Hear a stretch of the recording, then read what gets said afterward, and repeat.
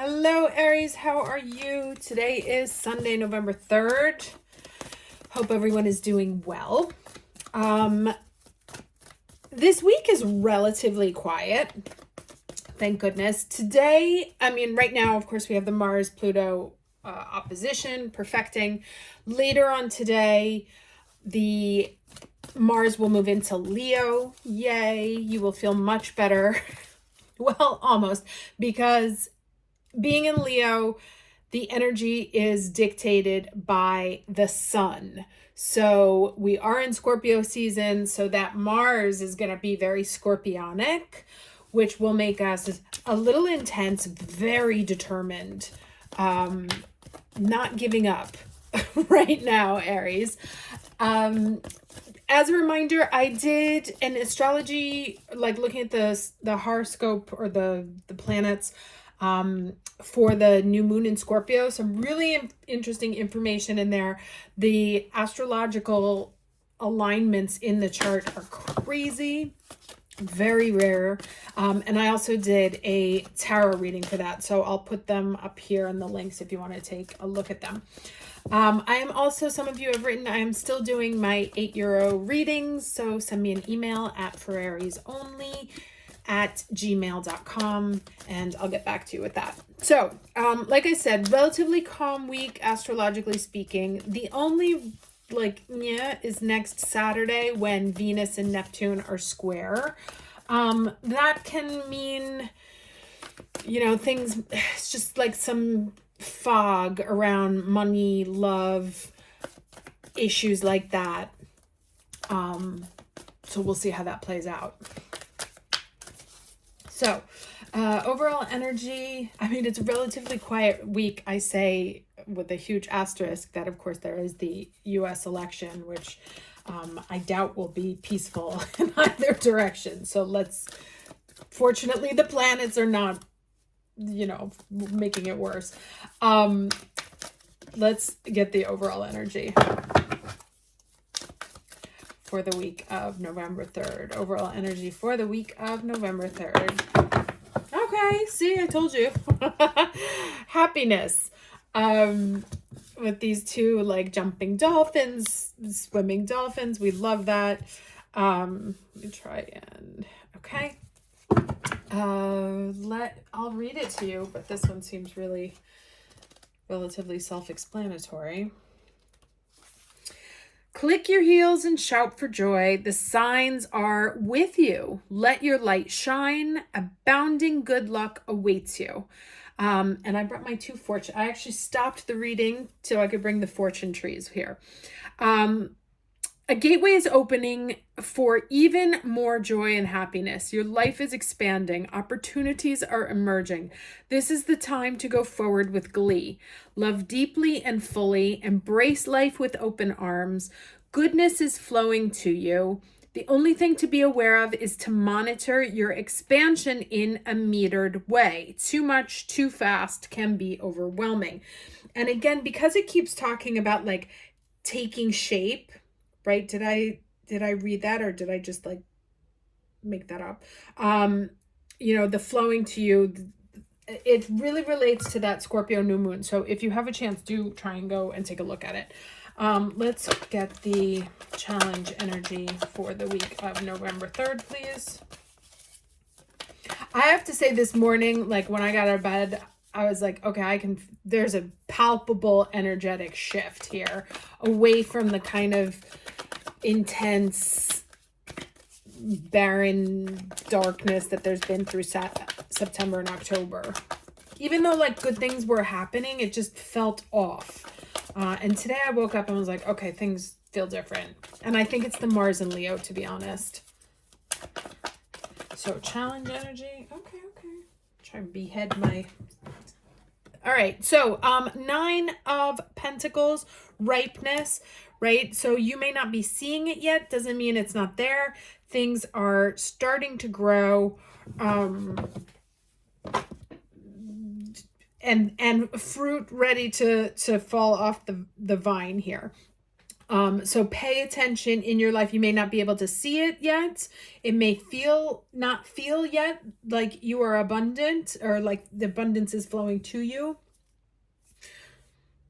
It just takes a set, like, what is it? There's a great Anais Nin quote where, hold on, let me look it up because it's so lovely. And it's really about when things blossom. Anais Nin bud quote.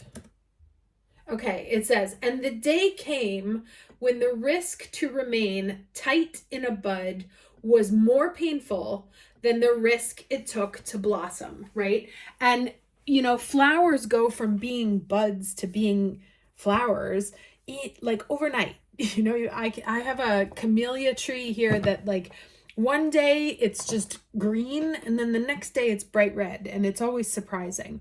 So just because you don't see it yet doesn't mean it isn't coming. Now, of course, this is a general read. That may not be the case for everybody. You may have different karma. You may be in a different number cycle this year.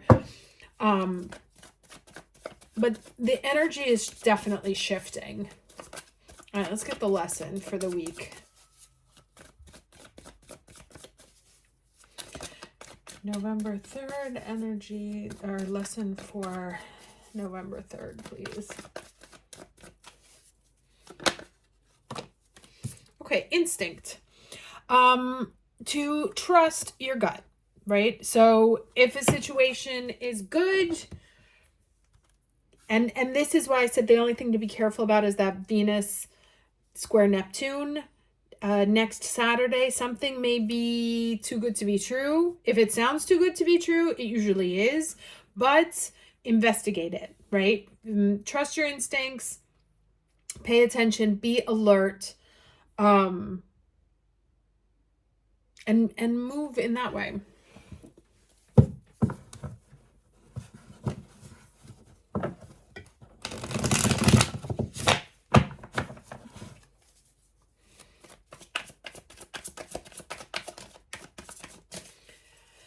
Okay, let's get 3 cards for the week of November 3rd, please. 3 cards week of November 3rd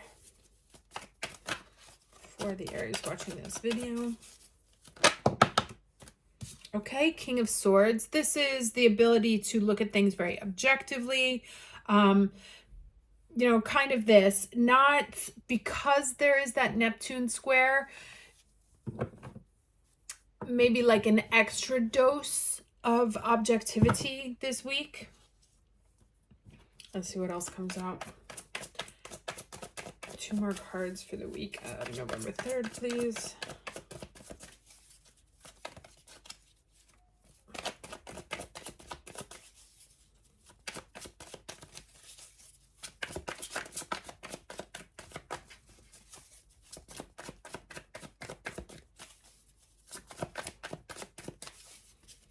Yeah, there's something about the weight. Told you.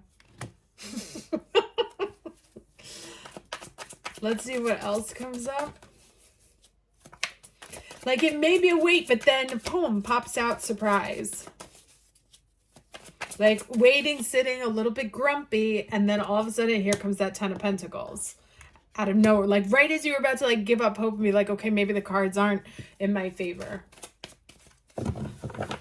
Or like, why is there so much silence? And then the card you want just kind of flies out. One more card, please.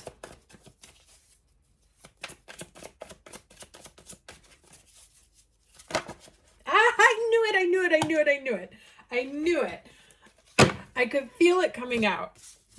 Okay, so there is the Sun. It does have a 2 of Pentacles behind it. Why is there a 2 of Pentacles here behind this Sun? Because I feel like you might doubt it. Right? Like, that's what this ripeness is, or the instinct. Like, there may be something where you're like, this is too good to be true, right? And I said that before. So, it's like you definitely want to have your wits about you, okay? But I also think you don't want to dismiss something because you're like, nah, that wouldn't be possible. I also think here it's like, don't get so trapped in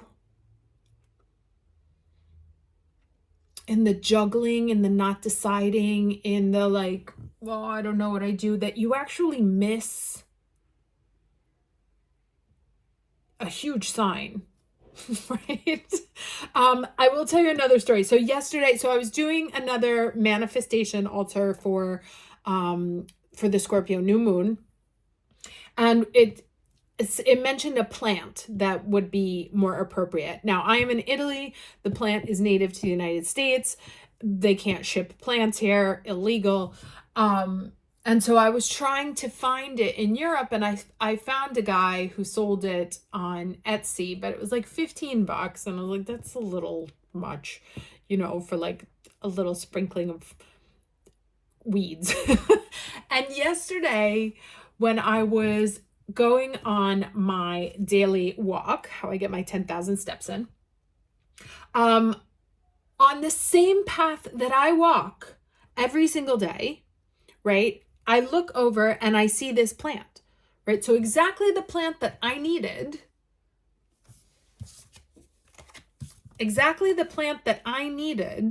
in that moment, which had been there the whole time. Of course, I didn't have a need for it yet.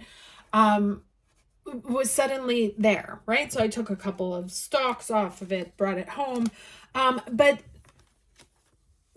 what this is also kind of saying to me, and I feel like this is an echo of what happened to me yesterday, is that there is something in your environment, right, that you may not have seen, or that like by looking at something, just because it wasn't the right time, like it's been in your environment but because you were so focused on other things, because it wasn't the right time, you didn't see it, right? But then the sun comes out and kind of shines the light on, oh, okay, there it is. Oh, that's what I need. So there's a little bit of pay attention here, following your instincts, like, hey, is that the thing that I've been looking for? Was that the call that I needed to make? Like, there's a little bit of manifestation magic in the air right now. And so if you get some kind of, hey, is that the thing I've been looking for? Go check it out, right? Because it's all a question of timing. You can have it be in your, like, you can be asking for something for so long. That's funny because I was a 9-year cycle. You can be asking for something for so long and it doesn't come, but it's because it wasn't the right time. And then all of a sudden, tack, there it is. Letting you put that end to rest, because now the sun is up, the energy's right, you can move forward. But like, excuse me, when was the last time we got these 3 cards in a reading? I told you the energy was different. I knew the sun card was going to come out. Love that. All right, let's get some advice.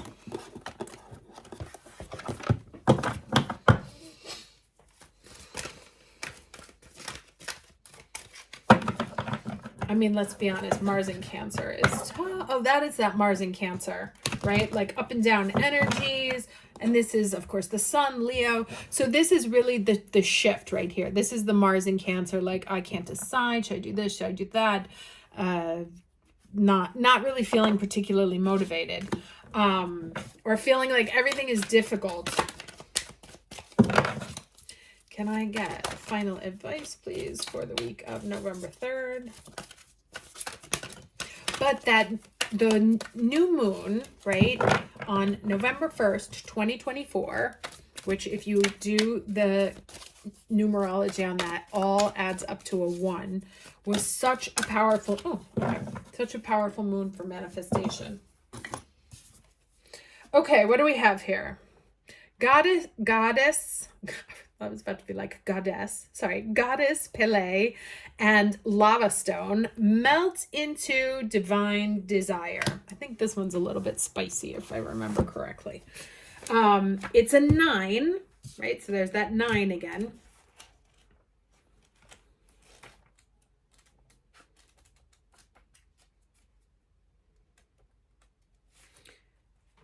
Oh, 54, sorry. One sec. Okay, is this the last? Oh, this is the last card in this deck here. So, wrapping up cycles. So we bring you the empowerment of melting into divine desire. There's a time and a place, like I said, on the spiritual path for detachment. The ability to step back and perceive from a neutral perspective can bring great clarity. There is a time for the mind to become clear and peaceful and open to divine guidance, even if that means temporary loss for greater long-term gain. There is also a time to melt into divine desire, to allow your passion to motivate and inspire you to attain great progress on your divine life journey, right? And I was saying this is kind of like the analysis paralysis, thinking a little bit maybe too much with that. And not believing like, oh, it sounds too good to be true, or wait, hold on. Yeah, and inspire you to attain great progress on your divine life journey where less fervent longing could not.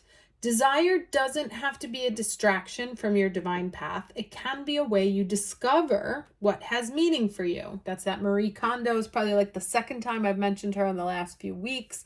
And I didn't even watch that show, but she was all like, if it brings you joy, like, does this bring you joy?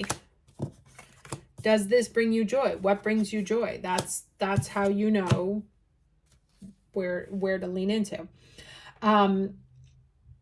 It can be a way you discover what has meaning for you and what you feel strongly enough about to never give up on. Let me see what else it says here, if there's anything interesting.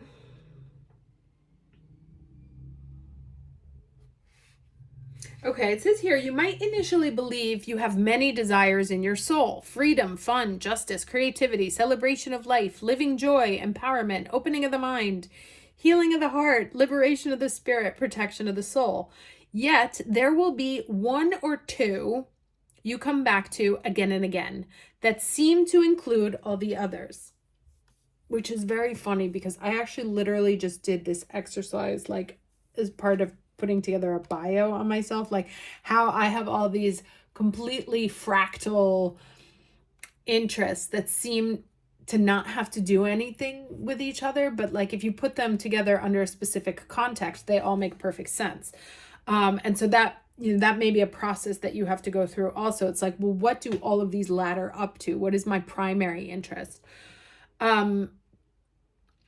These are the things that matter most to you, that inspire you, that give you a sense of meaning and purpose at a deep inner level, where your conscious mind cannot quite grasp it, and truth be told, it doesn't need to.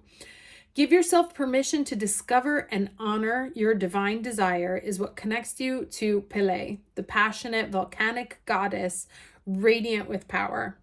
When the oracle of melt into divine desire comes to you, Pele is reaching for you. She will empower you to let your desire move you. And it's funny because there's that Kepacha, who is a Leo, and his report is the Pele report, right? I don't know why. It was the first time I watched his thing this week in like a really long time. So this, the Leo energy is strong. If you want to know just how powerful desire can be, think of the power of volcano erupting. Imagine being able to channel that raw power into fulfillment of your soul and manifesting your dreams in the world. This is what this blessing of Pele brings you. And tune into your heart, right? Kindred sister, her radiance will mirror your own as you two shine with luscious light, as your passionate purpose manifesting in the world is only a matter of divine timing. Okay? I'm going to leave it at that and wish you the loveliest of weeks. And I will see you. I have to do the astrology for November. I forgot to do the month, but I'll be doing that later on today and posting it for this evening. Take care.